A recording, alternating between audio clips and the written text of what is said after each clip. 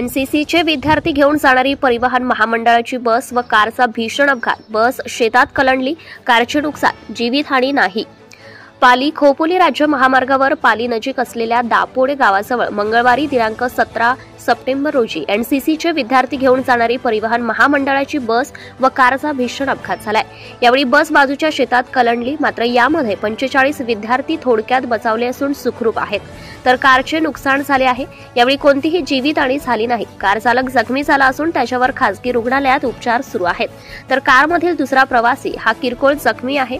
याबाबत सविस्तर माहिती अशी की पाली खोपोली राज्य महामार्गावर कर्जतहून एनसीसीचे विद्यार्थी घेऊन पालीकडून लोणोरेकडे जाणारी कर्जत आगाराची बस MH20 BL 3367 व पालीकडून खोपोली बाजूकडे आयुष गायकवाड चालवत असलेली सेलेरिओ MH14 HD 5325 या कार यांचा समोरासमोर अपघात झालाय। यावेळी एसटी बसचा पाटा तुटल्यामुळे स्टेअरिंग लॉक झाले आणि एसटी बस हळूवारपणे बाजूच्या शेतामध्ये कलंडली, तर कारच्या सीट बेल्ट व एअरबॅग उघडल्यामुळे कोणतीही जीवितहानी झाली नाही। मात्र कार चालकाच्या हाताला दुखापत झाली आहे व शेजारच्या प्रवासाच्या डोक्याला लागले आहे।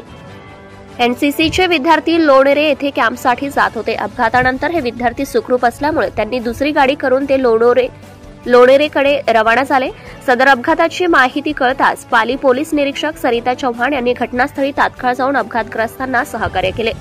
पोलिसांनी घटनास्थळी जाऊन पंचनामा केला आहे। भाजपा दक्षिण रायगड जिल्हा उपाध्यक्ष राजेश मपारा यांनी घटनास्थळी जाऊन भेट दिली व विद्यार्थ्यांची विचारपूस केली आहे। महाराष्ट्र न्यूज लाईव्ह साठी सुधागड, पाली प्रतिनिधी विनोद भोईर।